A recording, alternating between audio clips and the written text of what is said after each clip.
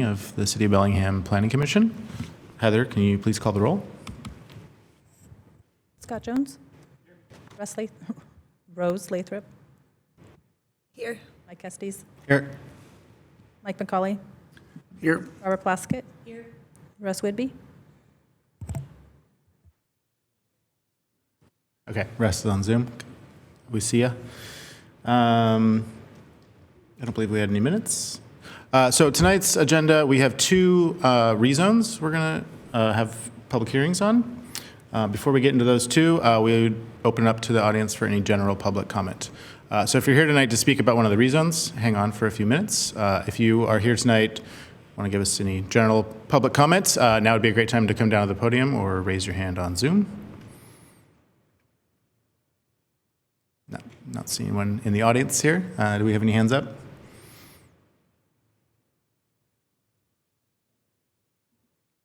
Okay, going once, going twice.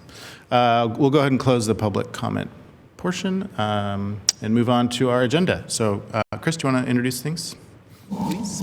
Thank you. Chris Behe, Long Range Planning Manager in the Planning and Community Development Department. I'm joined tonight by planners Anya Gedrath and Sydney Prusak, and also Moshe Quinn has joined us.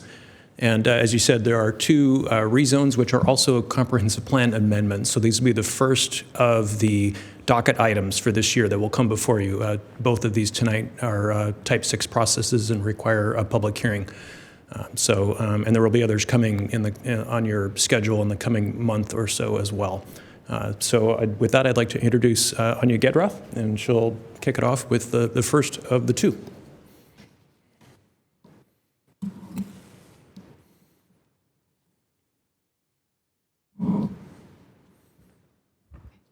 Thank you, Chris.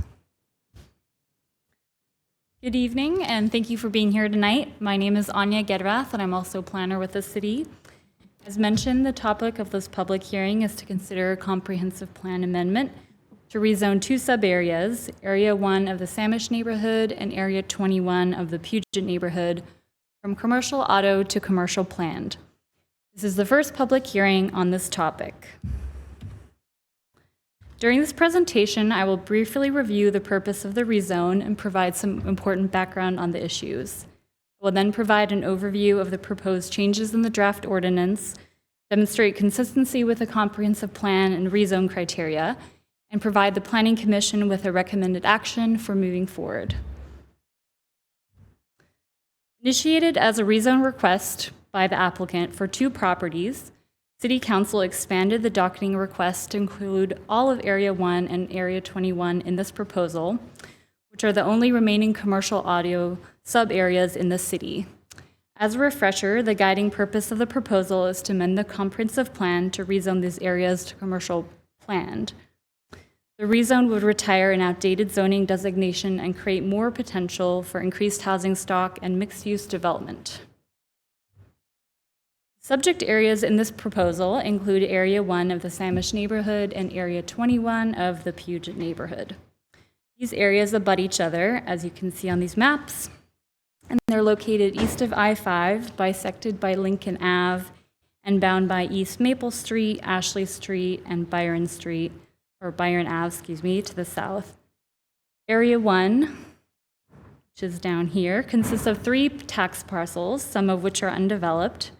And you might be familiar with Western Washington's Lincoln Creek Park and Ride, which is partially located in Area 1 as well. Western also owns the portion of the parking lot to the north, right here, which is actually already zoned commercial planned and is in a different sub-area. Area 21 to the north consists of 7 tax parcels, some of which are undeveloped and some are developed, with various residential and commercial uses. Together, these areas comprise only 19.1 acres of commercial auto designated land in the city.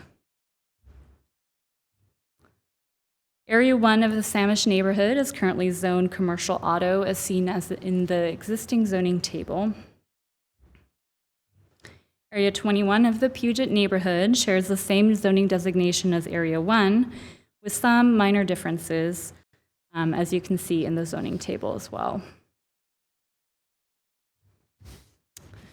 So the commercial auto zoning designation was originally intended for auto-oriented uses such as motels, gas stations, and other uses that were supposed to serve the motoring public. Over the years, there's been a notable shift away from auto-dependent development towards compact mixed-use development supported by multimodal transportation options. In 2009, a number of commercial auto zoned areas were rezoned to commercial plan with the adoption of the Samish Way Urban Village Master Plan. As I've mentioned, Area 1 and 21 are now the only remaining commercial auto sub-areas. As a result of these issues, the city is proposing to change the zoning designation in Area 1 and 21 to commercial planned and eliminate commercial auto zoning in Bellingham. A rezone of these areas would create consistency with the surrounding sub-areas to the north, east, and south. Additionally, city staff is proposing to allow residential uses outright in these two areas rather than in conjunction with commercial uses on the same site. As you're all aware, there's a housing shortage across the city, and this allowance would increase the potential for more residential units. Sub-area descriptions and zoning tables for these two areas would be updated to reflect current conditions and transportation requirements. As seen in the draft ordinances, all references to commercial auto would be removed from the Bellingham Municipal Code. It should be noted that all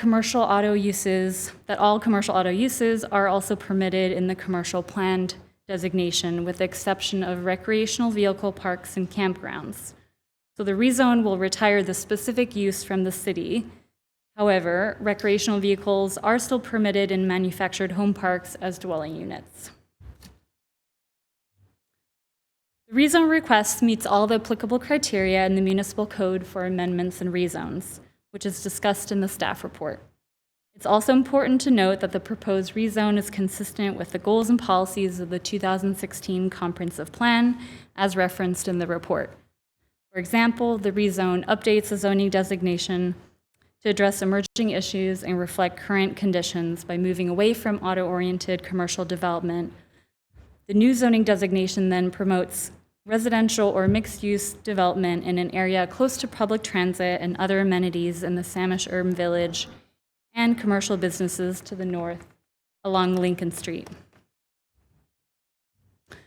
To conclude, by the end of tonight's hearing, city staff recommends that the Planning Commission approve this proposal and forward it to City Council. We did receive one public comment just before tonight's hearing regarding potential traffic increases and a question about what proposed mitigation there was for specific projects that have been proposed in this area. I'll just like to note that this is a general rezone request or a proposal to rezone the area, and it doesn't include any specific projects. So any specific projects in the future date that are contemplated would have to demonstrate compliance with all of our development and land use regulations. Otherwise, we haven't received any other comments in opposition of this rezone. Now, if the Planning Commission has any questions, I would be happy to address them. Okay, thank you. Why don't we do public comment on this, and then we'll talk about it as a commission? So anyone, is an applicant going to do a presentation?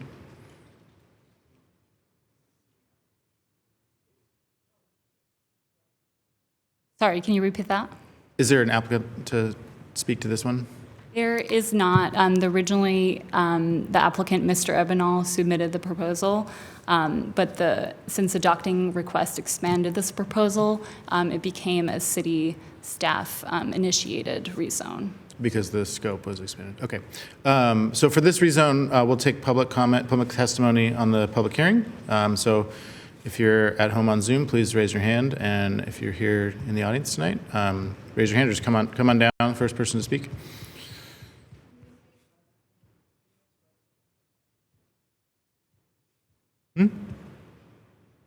Russ, can you try to speak to the commission?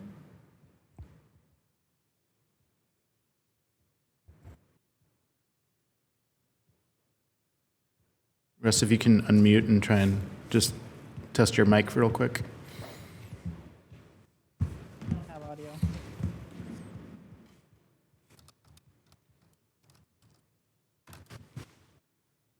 We've had some listeners say that they can't hear, so IT is still working on that, and it appears that maybe Russ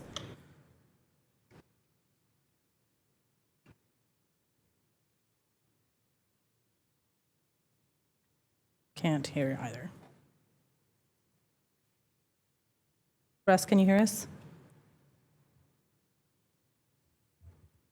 Are you muted?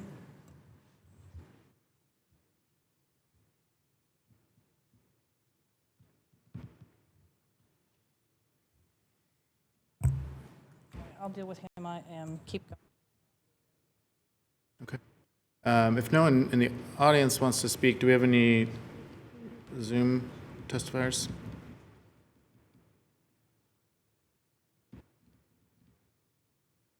Do you see any hands up, Heather?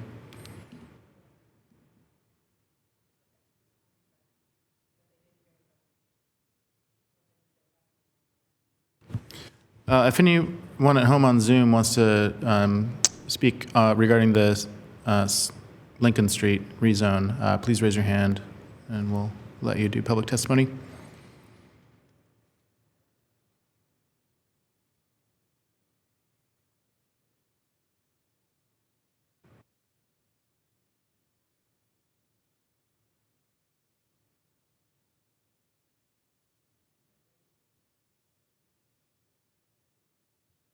ahead, Grace.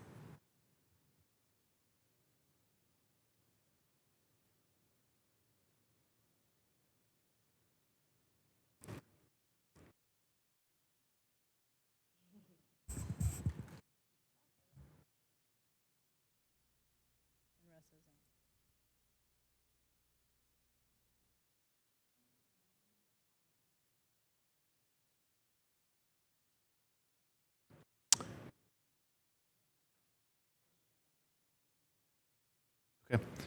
If you're at home and we're having some trouble with our Zoom audio here, if you're at home and you want to testify, please email their comments in. We'll read them out. haven@cob.org, haven@cob.org, and we'll get those spoken out and into the record. So while working on that, maybe we'll come back to the public, open up to any questions or comments from the commissioners. Scott? Thank you. Could you relate what's going to be available to developers once the zoning occurs, or if it does occur, versus what's currently able to be developed? Like I said, all the commercial auto uses that are currently permitted would be permitted and commercial planned, with the addition of a few more uses. And I think what's important to note here is that the residential uses we're proposing to allow those outright, and residential uses were not permitted at all in auto commercial. So that's the main difference there.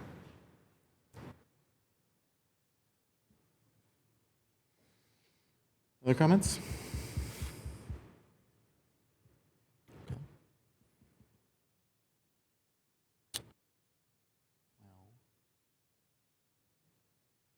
Heather, do you think there's a chance?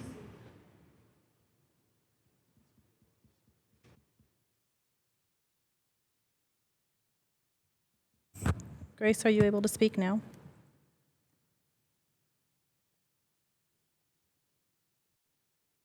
We still can't hear you in chambers.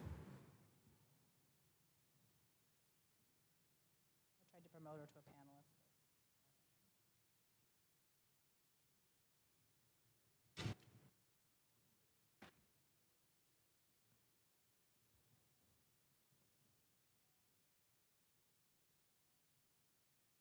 We're just gonna have to go on. What's that? What do you think we should do? Okay. Was there any other, was she the only person with the hand up? No other hands went up.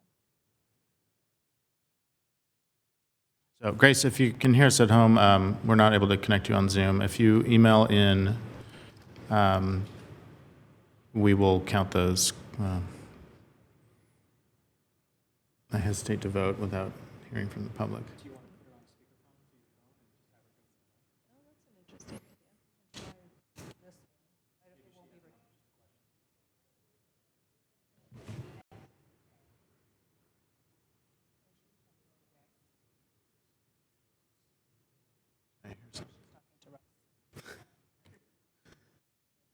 So your laptop's working?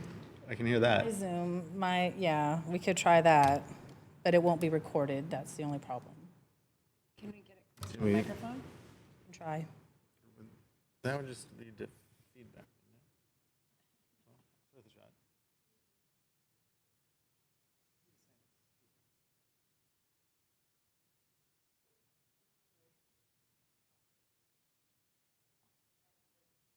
shot. Grace, go ahead and try speaking. We'll see if we can get you on this mic. Can you hear me? Hello. Can you guys hear me? Yeah, go ahead. Hi, I'm Grace Swanson, and I'm a student at Western Washington University, and I'm in the urban design and planning class right now.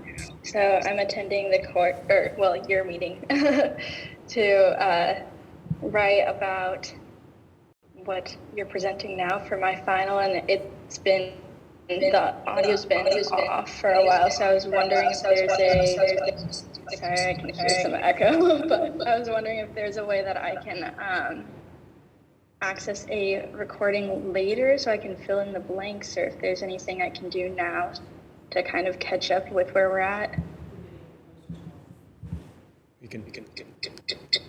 Yeah, Grace, that's a great question.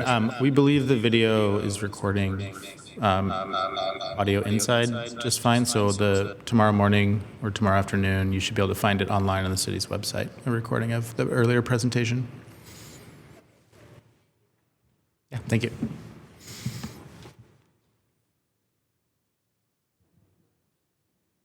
I just want to do a test for us.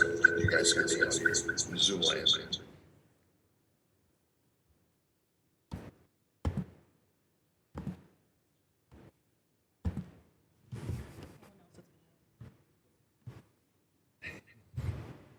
Can we let Russ speak with the same method?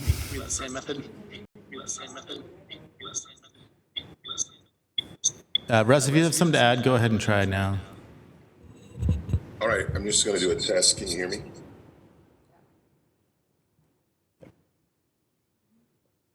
Test, test. Can you hear me there? Yes, we can hear you. Can you hear us? Well, I feel like I'm on the moon in space, so that's kind of relate to that. But I was just working with Grace, trying to coordinate that. She wanted to share some things, or so just letting you know we're having some technical difficulties. Great. Thank you, Russ. Okay, do we have any other public comment interest? No?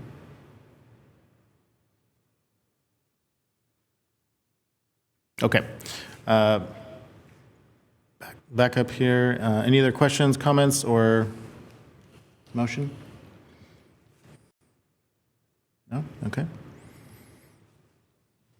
Anyone want to make a motion?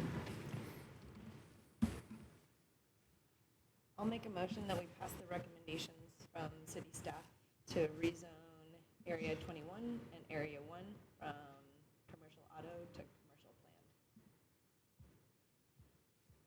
I'll second it. Okay, we have a motion to accept staff's recommendation to approve the rezones of Area 1 of the Sandwich neighborhood and Area 21 of the Puget neighborhood. Any further discussion? Okay. Russ, we'll just be looking for a hand up at the appropriate moment, since we probably won't be able to get your audio just right at this moment. So all those in favor of the motion, please say aye or raise your hand. Aye. Okay, I see 6 hands, so the motion passes 6-0.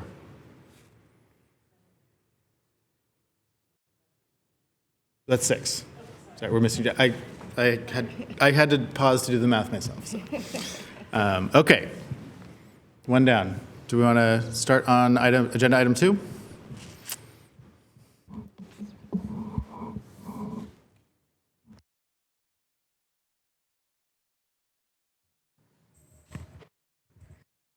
Well, we're getting ready to go to the second public hearing.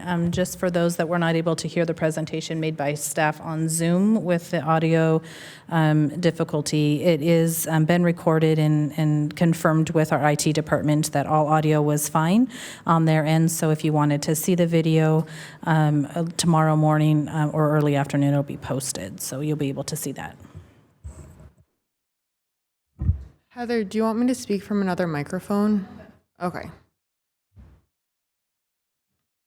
Okay. Well, hello everyone, and like Anya, I'm a planner with the city, and my name's Sydney. Or I guess this wasn't introduced yet, but this is a public hearing to consider a comprehensive plan amendment and rezone for a property located at 2825 Lynshire Avenue in Area 1 of the Iron Gate neighborhood, and rezoning that from industrial planned to residential single. And as part of this proposal, we'll remove the property from the Iron Gate neighborhood and add it to Area 1 of the Barclay neighborhood, which is already zoned residential single. As part of this presentation, I'll provide some historical and procedural background, site context, comprehensive plan amendment and rezone review criteria, along with staff analysis, and finally, a staff recommendation. As this site is currently zoned industrial planned, last summer there was a proposal for an industrial use on this site. A neighborhood meeting was even held to introduce that proposal to the public. Based on feedback from that meeting, it was determined that a residential use would be better for the site.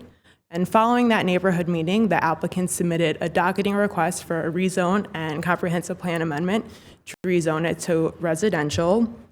Then in December, the city council docketed that request. The applicant then held an in-person neighborhood meeting to introduce the proposal to the public. And after that, the city accepted the applicant's application, and now it's before you for recommendation. So to orient everyone, here's the site in both a city-wide and neighborhood context. As you can see, it's currently zoned industrial planned Area 1, and it's completely disconnected from the rest of industrial planned Area 1 in Iron Gate. So it's Area 1 highlighted in yellow, and then here is the site. It's important to note that there's residentially zoned properties to the north, east, south, and then public open space to the west. In this map, I've highlighted the current boundary line between both neighborhoods. And as you can see, Iron Gate has many industrial zone properties with that I, and Barclay has an assortment of residentially zoned properties or areas with the R. The property is 4.7 acres and has not been developed. Interestingly enough, this site was part of the original Lynshire's Garden Plat, which quite literally combined the last names of bachelors, Mr. Lind and Mr. Shire, so it's on the plat. It's a little bit of a fun fact. The plat extended south, and as you can see, a lot of the properties developed in accordance with that plat, and the property has remained one large site and hasn't been developed in that time. The site and the surrounding area were originally part of the Mount Baker neighborhood, and in 2010, that neighborhood was divided into the Iron and Barclay neighborhood. Iron Gate was, and as you just saw, is primarily industrial. And so it was included in the Iron Gate neighborhood at the time, and it's remained an industrial site ever since. And as you can see from this map, the site has considerable slope downwards towards Squalicum Creek, so towards the northwest, and there's associated floodway and floodplain with Squalicum Creek. And you can't see on this map, but there's some small isolated wetlands throughout the site. And given the planned industrial recommendation, our code has a prerequisite that access for this area should be through non-residential streets. But as you can see from this map, the only existing access is Idell Drive, which conveniently goes through a residential area. So in order to provide access through a non-residential area, you would either have to cross Squalicum Creek and the associated floodplain, or go from the north through, this is a DNR parcel that's currently not developed. So right now, the only logistical access is Idell Drive. So right now, as you can see, or maybe can't see, but despite the critical area features, it appears to have some developable area along Linshire Avenue. After considering the site history and context, staff determined that this proposal meets the appropriate or the applicable comprehensive plan amendment and rezone criteria as described in the staff report. This proposal achieves several goals in the comprehensive plan and provides housing opportunities that are consistent with the existing development pattern in Area 1 of the Barclay neighborhood. Like Anya said, housing creation is an immediate need for the city, and as I mentioned earlier, there was a proposal for an industrial use on this site. Several neighboring properties oppose this use due to the concern with an industrial type use across the street from residential. And given that analysis, staff recommends that the Planning Commission forward a recommendation of approval to the City Council. And to this date, we haven't received any comments in opposition regarding this proposal. And thank you all, and I'm happy to answer any questions. Great, thank you. Do we dare try for public comment on this hearing? Anyone, why don't we try in person first? That technology should work. Anyone from the audience want to come in down and speak to this rezone? Yeah.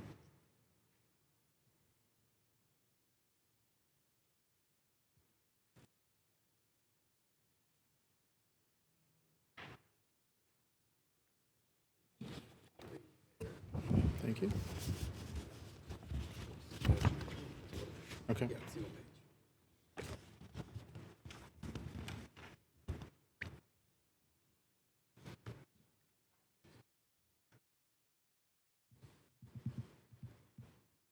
Good evening, Commissioners. Bill Geyer, Geyer & Associates, here representing David Campbell and Kirsten Danielson are the property owners of the subject site at 2825 Linshire. David's in the audience here with me tonight. I'm certified by the American Institute of Certified Planners and have over 40 years' experience in the planning field as a professional planner. I've handed to the clerk and to the commissioners tonight a very brief letter that summarizes the 9 key points that we believe, after reviewing the staff report and hearing the testimony tonight and reviewing other information that comes forward, that you are very well-founded, the foundation for an approval, recommending approval to the City Council for this rezone. And we say that for these reasons. As the staff report and our application points out, the current industrial zoning needs to be corrected. Because the area is isolated from the Iron Gate area, not only by the critical areas that the staff pointed out, but also the large DNR parcel immediately to the east of it, to the west. The 4.7 acre site has about 40% on the upper portion fronting Linshire that is developable based on our geotechnical analysis of the soils and also of the steep hillsides. The staff showed the exhibit where about 60% of the west and north portion of the site are steep slopes, forested. They will remain that way because of the protection offered in the city code. The environmental features were documented for the site. The staff mentioned there are a couple of smaller wetlands. They range from 400 to 800 square feet on the site. The steep slopes will be protected, obviously, and the SEPA DNS was issued on April 6th, as shown in your packet tonight. All required utilities are nearby. That is, city water is in Linshire. City sanitary sewer, there's a manhole on Idell that's accessible for this site. There are some city stormwater facilities along Linshire, and underground private utilities exist in Linshire for PSE, Cascade Natural Gas, cable TV, and phone. The residential rezone is consistent with the Lynchshire and Idell neighborhood, and I can attest to that because I was the developer that built the houses on Lynchshire in 2005 and constructed the extension of Idell Avenue in Lynchshire and the stormwater facilities. So obviously I'm very familiar with the site, and some of the owners that purchased homes from me still reside there. The resulting traffic will be residential instead of industrial, so you will not have the industrial and commercial impacts that would have been there had we gone ahead and developed it in this current zoning. The comp plan change to the Barclay neighborhood complies with the comp plan amendment as laid out in the packet. We had submitted both the justification for the comp plan change and also for the rezone to residential complies with those criteria. We held several neighborhood meetings, and as the staff reported, this application came forward by way of the recommendations and requests of the neighbors. About 12 or 15, one meeting 12, another 15 neighbors that participated with us recommended that we pursue the residential zoning instead of pursuing the industrial development on the site. So our request tonight, as stated, is to make the recommendation to the City Council to approve changing from the industrial designation to residential, and staff is matching it to the Barclay area neighborhood area 1, which is residential single, 10,000 square feet per lot. I will close by saying I know the commission has been an advocate very strongly, and the staff has too, for densification throughout Bellingham, wherever we can occur, try and pursue infill development. We are very comfortable with what the staff has recommended. However, should the commissioners in your deliberations tonight, if you're looking at additional density to this location, we don't think that it is appropriate for the property to be in a multifamily designation. That would not meet with the neighborhood character, and there's some other issues that would come about. However, the zone immediately to the north of us, which is Barclay Area 28, is in the comp plan's designation as a low residential. Your staff report makes mention of that on page 6 of your staff report, that the low density residential is 7,200 square feet per unit and above. The current recommendation is 10,000. Should the commissioners want to consider additional density, you could look to Area 28, and instead of putting this in Area 1, put it in Area 28. That is a 7,200 square foot density. I believe it's a cluster designation as well, which would also allow potentially for infill development. But that would be, I think, the upper limit that is really appropriate to the site. But we are comfortable with the staff recommendation. We'll be here throughout the hearing. If you have any questions at all about the site or anything that we've submitted, be glad to answer. But thank you. Thank you. Any other audience members want to testify? Now's your chance. Also, if you're at home on Zoom and would like to testify, please raise your hand now.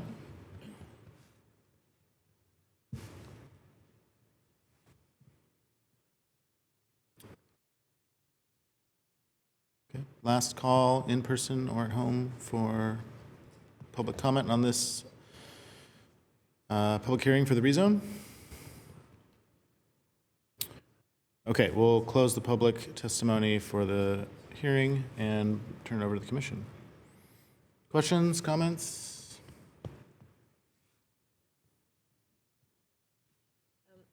I don't see the zoning table for Barclay. Like, I want to pull it up just to see, because what I was curious about is the cluster density, and if there is cluster, then the infill toolkit would be allowed, and then thinking about those steep slopes and being able to cluster and get maybe some infill toolkit type projects in there. I'm just wondering what the possibilities are. Sure, I'll pull up the zoning table right now.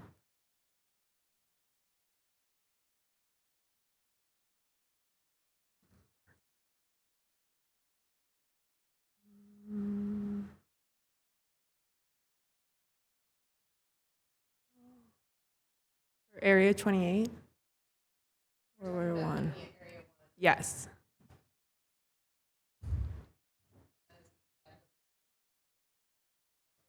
Correct.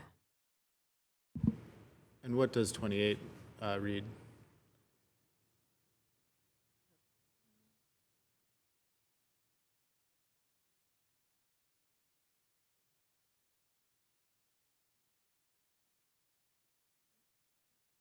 Sorry. Berkeley has a lot of areas.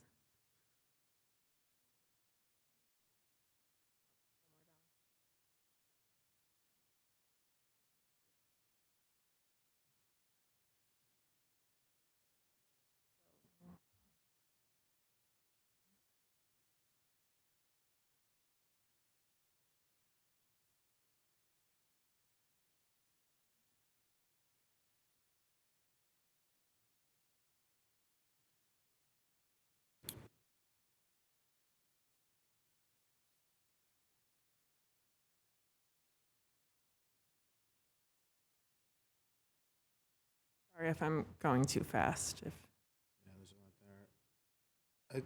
Under this, right-hand column, special regulations, it said, I think it said duplex and multifamily should not exceed 25% of the lot. Does that apply to infill toolkit types? This site seems so constrained that there's probably only a couple potential parcels there, so 25% might be less than 3, if you know, like that math may not work out, but does that apply to infill housing forms? Infill toolkit? The cluster provision would, to use the infill toolkit in the residential single, you'd have to have the cluster provision. Which this 28? 28 does. 28 was an area that was annexed, though, and so the infill toolkit currently applies in residential single zones with a cluster provision, and with because area 28 has that cluster provision and allows the infill toolkit because it was a residential single area annexed after 1995. Yes. And so because the Lynchshire property has been in the city much longer than that, if we were to apply the cluster provision to the zoning for area for the Lynchshire property, we would have to create a new sub-area for that. We could not, we would need to keep it separate from Area 28 because of that, because it was annexed after 1985, and that's how it is allowed to utilize the infill toolkit. It's kind of a convoluted answer there, but 28 has this legacy annexation thing. So if this seemed like a positive development, it would need a new area number and add cluster and infill toolkit type. we would need to create a new sub-area in the Barclay neighborhood. Yeah. And add that to that zoning table, and then include that cluster provision to allow that.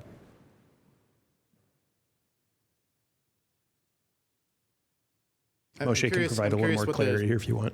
I'm curious what the 7,000, 7,200 density with infill toolkit would mean given the critical areas constraints. Are we talking one additional unit, more flexibility with the site constraints? It's difficult to say exactly how much more you'd get, but I mean, big difference between 7,200 and 10,000 for the gross density, and then being able to utilize the infill toolkit for those provisions. I mean, I understand where you're going with it. We just don't have an exact number for you at this point. Good evening. My name is Moshe Quinn. I'm with the Planning Community Development Department. I was the staff person that did the annexation for this area here. And so Area 28 is a unique type of zone, especially for areas that we annex from Whatcom County. We have to adopt what's called comparable zoning. And so when we analyzed this area, it did allow duplexes and multifamily. So then we had to look back and create a zone that was zoned single family, but it also allowed these types of housing units within there. So that's why it has a mixed use qualifier and a cluster designation. It also allows the infill toolkit to provide the most opportunity, but it was specifically made as part of the annexation area. So in order to add this area to that, it's a little bit different because that's a special area for annexed areas that we do, and we work with the county on the zoning and the types of uses that would be allowed there. So in this case here, as Chris mentioned, if Planning Commission was going to recommend possibly adding a cluster zoning designation to this site, we would have to create a new sub-area that just applied to this one property that we have here.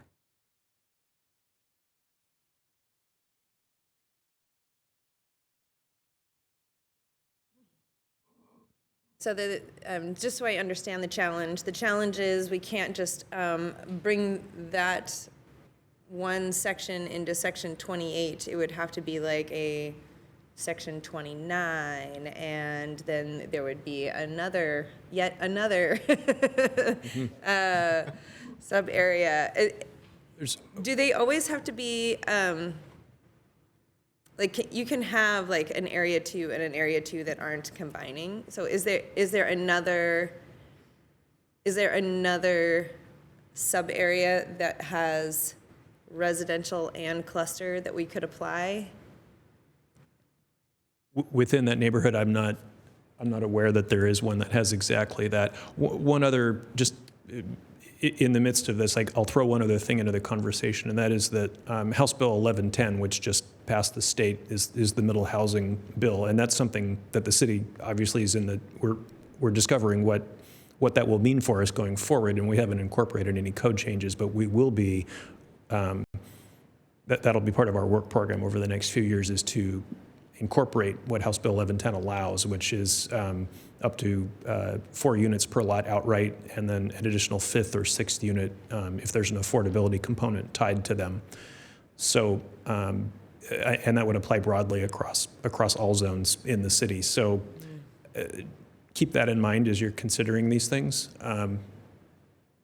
That will be affecting all of our residential single and our residential multi-zones, and even to the extent that they allow residential, the commercial and urban village areas as well. So, but as it stands right now, the cluster provision, in this instance, we would be adding a new sub-area to the neighborhood. I think the piece that I'm most interested about is that it's so encumbered by critical areas that if there was a way to cluster, then you could continue to have that as many lots, more than the housing type. So like infill toolkit is a perk of clustering, but also clustering is a perk, just in terms of making good use of that property. But I see the challenge.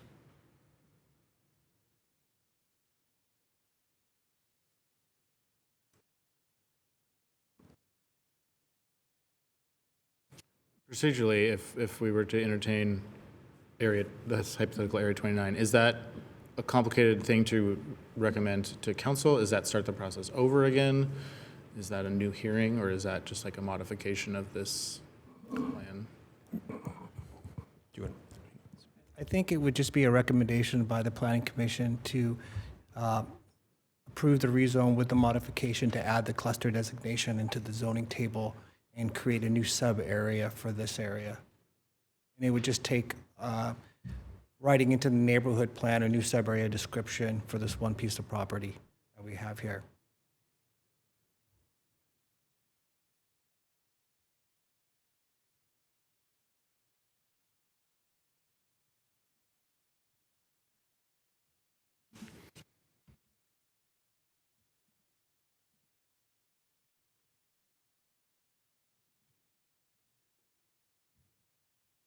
Area 26, residential single detached cluster, single family, 10,000 square foot minimum lot size. So we don't get smaller lot sizes, but we get to cluster with mixed uses.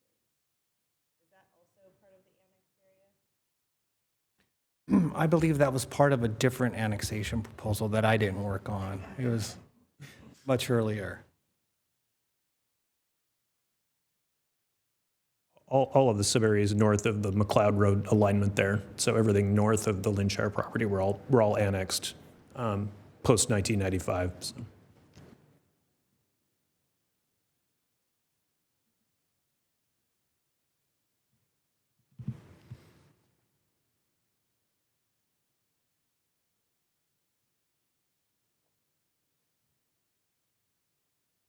Area 26 is very similar to Area 28, but it was done at a different time.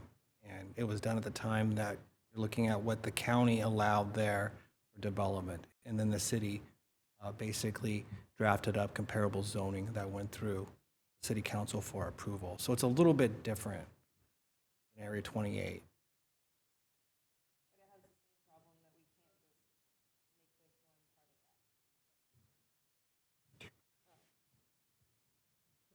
So in both cases, we can't just take the area subject parcel and add it part of a different one.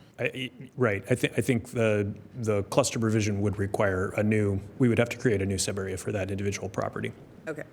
So I think, Rose, what you're speaking to is, can we create an Area 26A and then a 26B? I think, but it's the creation of a new sub-area on the comprehensive plan, on the zoning map for the Barclay neighborhood.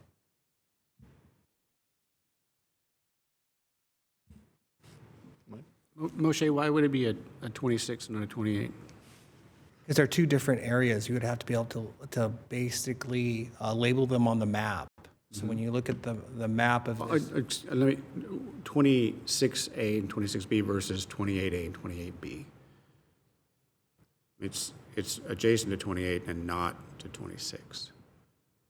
Is it just the language up here that's... I believe Rose was just looking for getting the cluster designation assigned to this property. What was the easiest method to do that? To add it to Area 26, possibly. But as you can see on this map here. Oops. I think the difference being that Area 26 has the same 10,000 square foot density as opposed to Area 28, which is a 7,200 square foot. It just does have that cluster provision on it.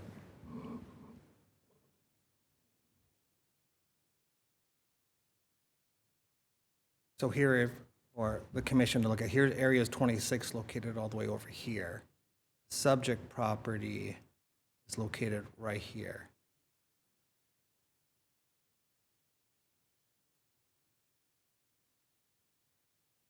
And I think, if we created, as you just mentioned, like maybe a 28B or 28A, it would still take another line in the zoning table to call out the prereq and special regulations for that area.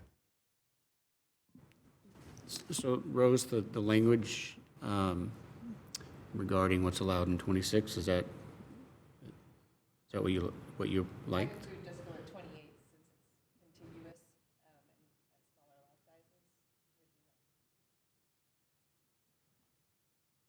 sizes. We could, as a practical matter, we could just add on an additional, I think, is 29 the highest number in the neighborhood? That would be the easiest way, is just to add. Yeah, as a practice in the past, there have been slight variations, but we usually only add an A or a B kind of a letter to it if we're actually carving off a piece of an existing sub-area and changing it. This is actually, we're pulling something from an adjacent neighborhood in this case, so if we're going to go to the trouble to create a new line in the zoning table, we might just add a new number. That's probably the most straightforward way to do it.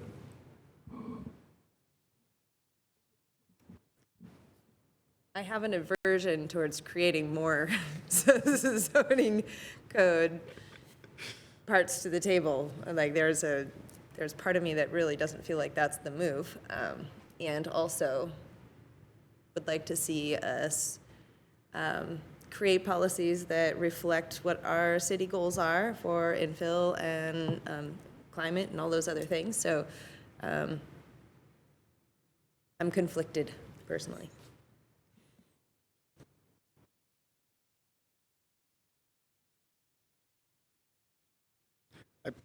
Came in thinking, we already have such a lopsided ratio of single family to multifamily across the whole city. Adding, if we're taking something from industrial, high intensity, my preference would be to go to multifamily, given the site size, what it butts up against the existing residential single. I think a reasonable compromise is doing something like cluster and infill toolkit. We're picking at very small nuanced differences here because the site is, this is not 20 homes, it's a single digit probably number of homes, so not the biggest impact. How big is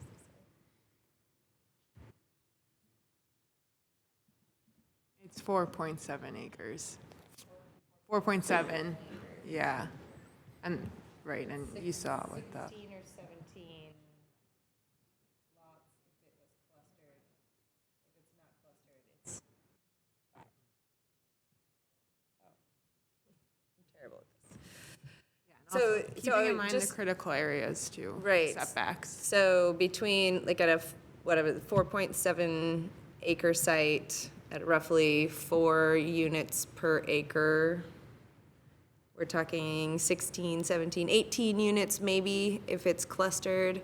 And given what it looks like on the map with the critical areas, the steep slopes, the wetlands, the setbacks, I think we'd be getting more towards, it looks like maybe 5 or 6 would be my guess. And with cluster, then there's infill toolkit, and then there's density bonuses. So you could be looking at the difference between 20 homes or 5.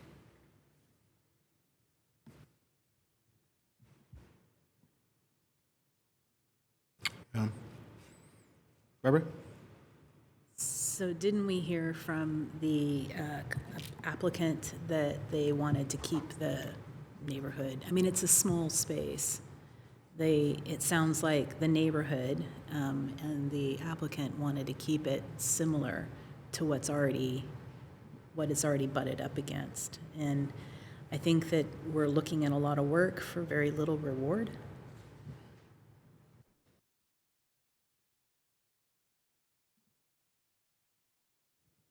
What I heard is the applicant was requesting that we consider having the zoning of Area 28 so that they did have the cluster zoning and a little bit smaller lot size is what I understood from the applicant. So I think there is a desire for there to be some flexibility outside of like a 10,000 square foot lot without any clustering. It's going to be pretty limited in what's possible.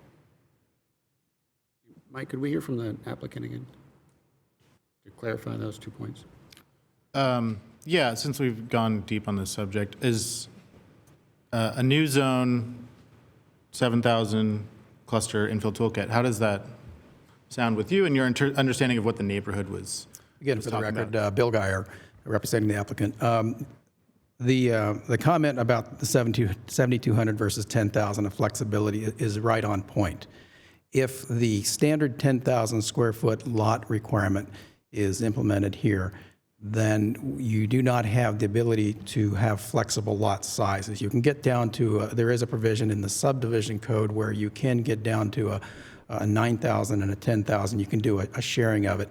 And the lots themselves, of course, can overlap into the wetlands and the steep slopes. It's just that you cannot build on them. So your actual unit yield is probably higher. It's probably closer to 9, 10, possibly 11. I'll just toss that out there, but mostly 9 or 10.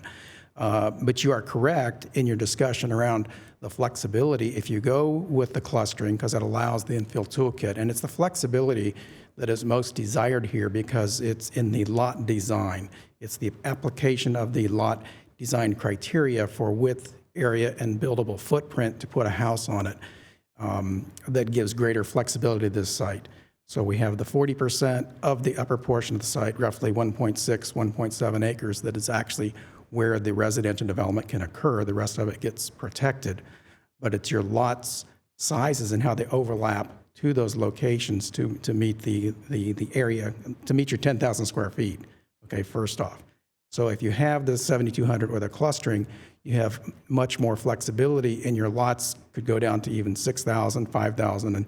And on the Linshire existing homes, when I built Linshire itself, there's a curve in it, and the western lots are actually, 3 of them are cut in half by the right-of-way because how we had to put the road in and then put the stormwater facility right next to it. So those sorts of design choices are possible, but it's the flexibility in the lot design that the clustering really provides, and which, as one of the commissioners pointed out, also incentivizes to pursue a greater number of units, and we all know what the need is in this community for housing.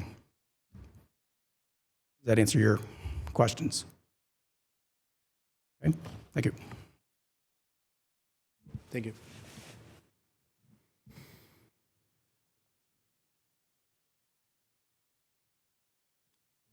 Try something? Could I ask staff, is there any drawback to going with the 7,200 with cluster versus 10,000? Is there anything that would hinder a new owner or a developer going with the other zoning? If you're creating a new sub-area, which if you're talking about with the cluster provision on there, then there's no problem with going with the 7,200 square foot density at that point.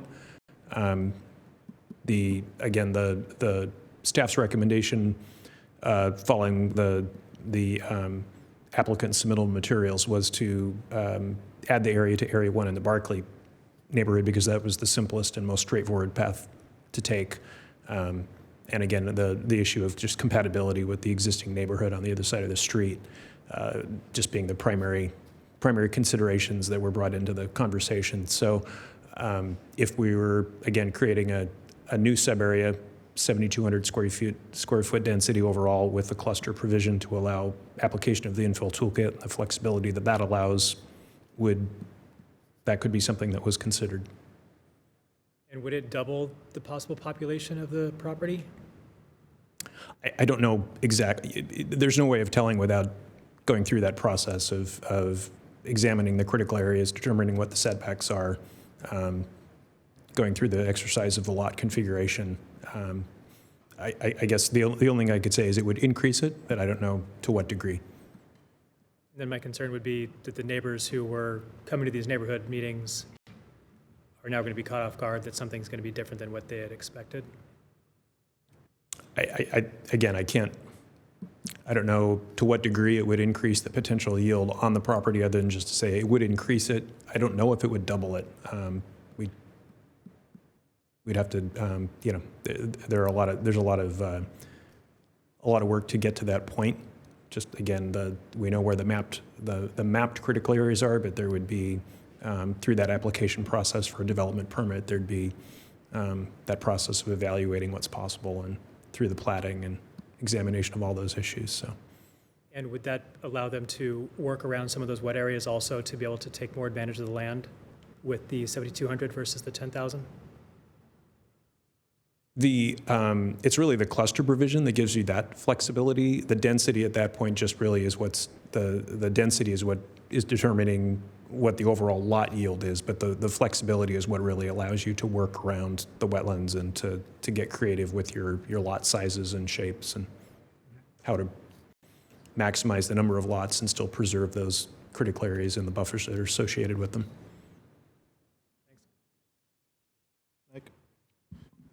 So I'm very inclined to support this movement to making a number 29. Is there already language that we can cut and paste and plug into calling it 29, or do we have to rewrite something? We don't have language for you today, but if you were to propose that, just a motion indicating what you would be looking for in the way of that you'd want to add an additional sub-area, that if the cluster provision is what you'd be recommending to attach that to that area, and then some indication of the density, whether you were looking at 10,000, which is what Area 1 has, or if you were looking at applying the same density that's in Area 28 to the north, which is the 7,200, just specifying which of those. And then it would be up to staff to craft whatever the particulars in that zoning table would be that would match those criteria. Okay. Rose, did you identify an area that already had the right language?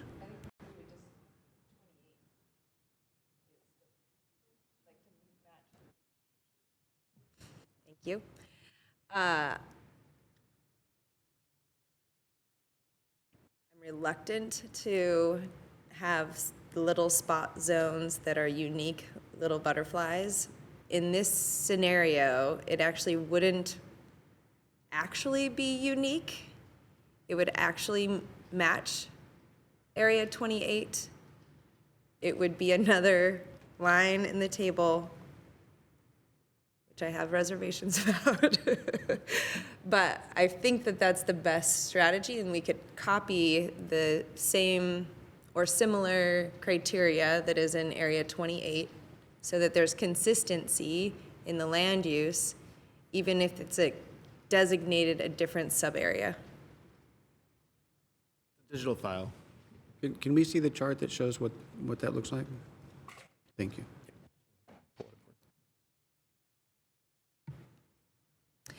There's a considerable amount of work that goes into a rezone to begin with, and so adding a little more work feels like, to do it right, makes it's worthwhile to get it right and make these changes, just because you're already going through this very robust process. And you weren't talking about copying each one of these specifics. We're talking about residential single, cluster, 7,200. That's Yeah, I haven't spent enough time to understand why there is all these special considerations. it's the county, copying over the county's stuff. Right. Which is why it's so long. Right.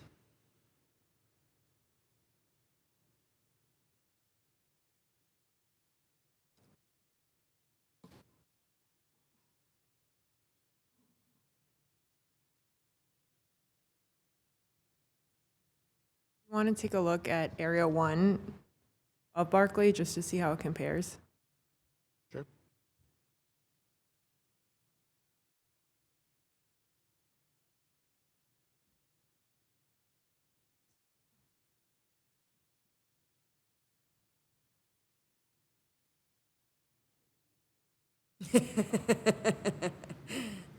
And in the staff report and the ordinance, we did add special conditions related to the critical areas, just because Area 1 right now doesn't have that call out.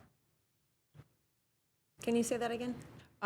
In the ordinance, just how you saw in 28, it just said critical areas, that would be added to special conditions in Area 1. That's part of the rezone change that Yeah. we're proposing. Just because then all of it, the one big area, then it has that too.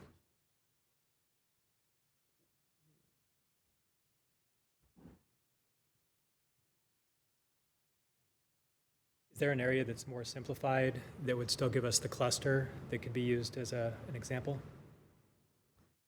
Other than 28, which seems to be more complex than it needs to be? I don't think that we found, I mean, yeah, I think that would require, Not. Is there an example outside of Barclay, not to use that sub area, but just to read what Yeah. a simpler sub area looks like that has cluster? probably. How many neighborhoods are There's a there? lot of sub-areas out there. We could move to just list the different expectations of what the new zone would look like. And then staff could submit that to the city I council. mean, all the appropriate things, like including the critical areas and stuff, I think we can mention, but leave open to exactly how the specifics come to. And the critical areas are separate from the zoning. They're already protected by other laws. Yeah, why is it necessary to put special conditions critical? Just so you're aware that there are critical areas in that zone. Okay. And the critical areas code will cover that when a development proposal is submitted, but that's just showing that the critical areas code applies to this area. Right. And there is still another public hearing with council, so the neighbors would have an opportunity to understand the potential changes that we're proposing today. Yes. Okay.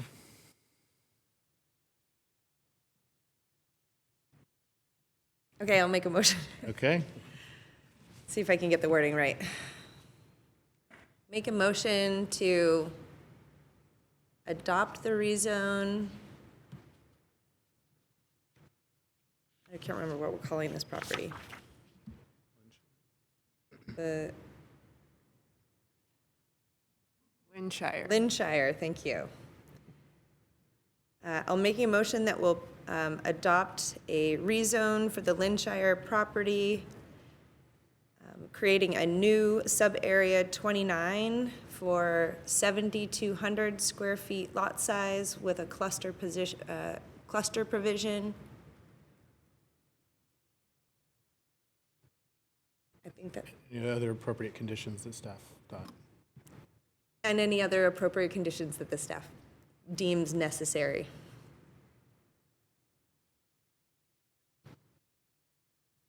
Is there a second? I'll second that. You got a second from Mike?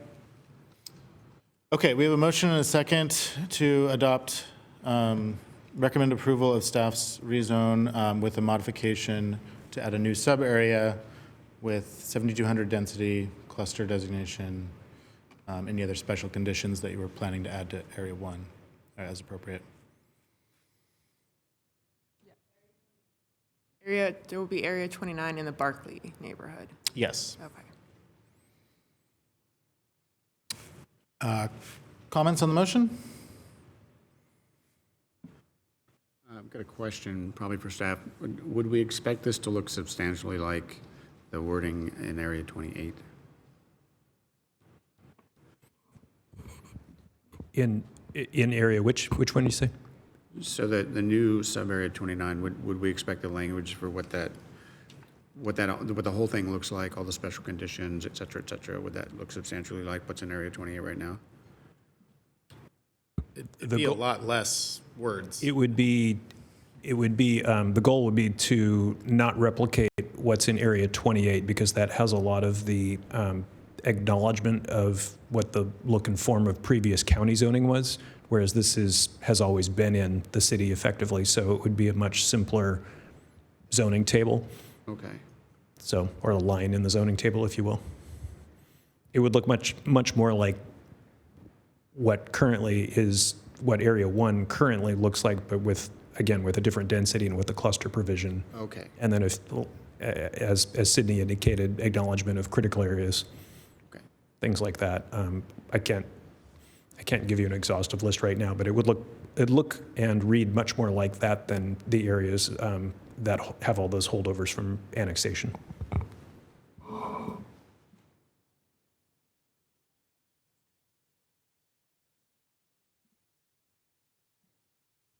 Any other comments?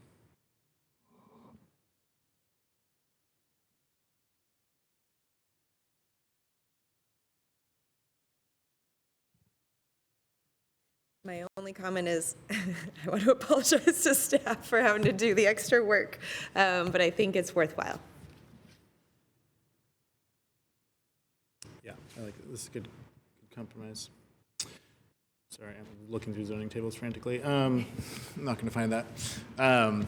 Okay, any other comments before we?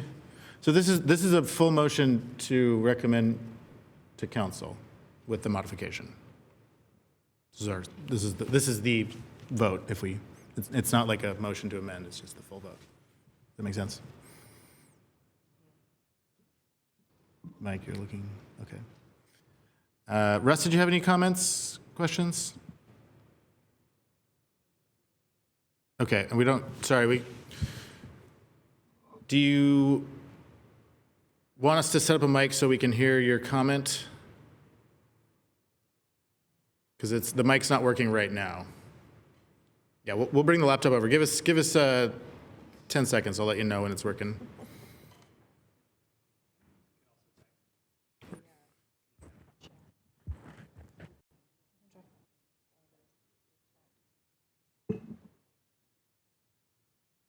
Okay, Russ, let's try talking.